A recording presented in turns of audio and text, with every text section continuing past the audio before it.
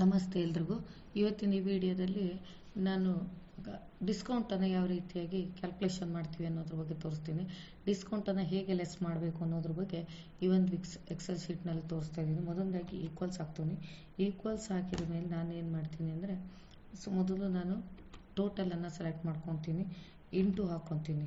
Into ಹಾಕ್ಕೊಂಡು ಕೀಬೋರ್ಡ್ನಲ್ಲಿ open ಬ್ರ್ಯಾಕೆಟನ್ನು ಹಾಕ್ಕೊಂಡು ನಾವು 1 ಮೈನಸ್ ಅಂತ ತೊಗೊಂಡು ಇದೊಂದು ಫಾರ್ಮುಲಾ. ಸೊ ತೊಗೊಂಡು ಈಗ ನಾನು ಡಿಸ್ಕೌಂಟನ್ನು ತೊಗೊಂಡು ಓಪನ್ ಬ್ರ್ಯಾಕೆಟನ್ನು ಕ್ಲೋಸ್ ಮಾಡ್ತೀನಿ. ಈಗ ನಿಮಗೆ ಇಲ್ಲಿ ಡಿಸ್ಕೌಂಟ್ ಲೆಸ್ ಆಗಿ ಬರುತ್ತೆ. ಎಷ್ಟು ಪರ್ಸೆಂಟ್ ಡಿಸ್ಕೌಂಟ್ ಇದೆ ಅಷ್ಟು ಪರ್ಸೆಂಟ್ ಲೆಸ್ ಆಗಿ ಬರುತ್ತೆ ನೋಡಿ. ಸೊ ಇಲ್ಲಿ ಎಕ್ಸಾಂಪಲ್ಗೆ ಇದನ್ನು 15% ಅಂತ ಮಾಡ್ತೀನಿ. ಚೇಂಜಸ್ ಆಗುತ್ತೆ ನೋಡಿ.